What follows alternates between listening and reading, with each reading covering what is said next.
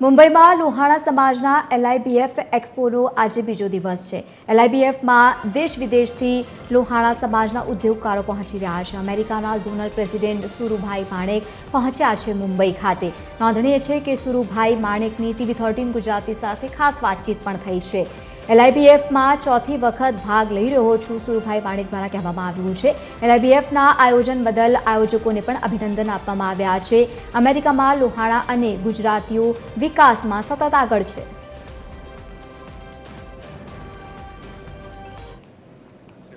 મુંબઈમાં Jio world convention centre ખાતે LIBFનું આયોજન કરાયું છે, જેમાં દેશભરમાંથી લોહાણા ઉદ્યોગકારો ભાગ લઈ રહ્યા છે। વિદેશથી પણ લોકો ભાગ લેવા માટે આવી રહ્યા છે। ત્યારે ખાસ અમેરિકાથી યુએસએના લોહાણા મહાપરિષદના ઝોનલ પ્રેસિડેન્ટ સુરુભાઈ માણેક આપણી સાથે છે। સીધા તેમની સાથે જ વાત કરીશું।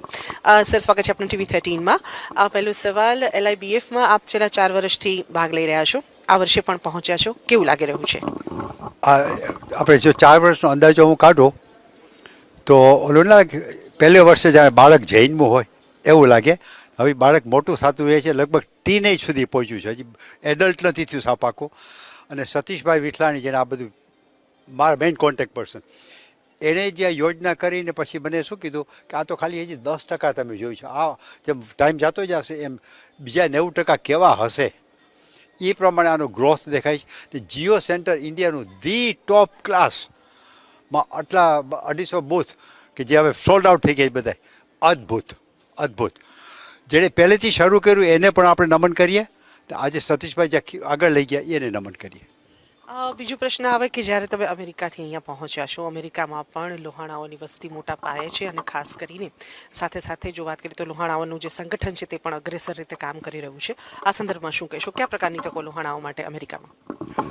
ઓકે, અમેરિકામાં મને ઘણી વખત એવું લાગે કે અમારું કલ્ચર હજી વધારે ઓર્થોડોક્સ છે ઇન્ડિયા કરતાં।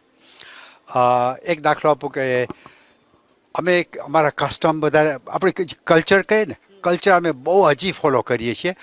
દાખલા તરીકે મારી પોતાનું એક્ઝામ્પલ આપું, મારા જેવા ઘણા છે, અમે દારૂ ના પીએ, સિગરેટ નહીં, બીડી નહીં, લગભગ કલ્ચર ઓરિજિનલ કલ્ચર આપણું કહે ને ગામડાનું, એ સ્ટાઇલના છે અમે બધા।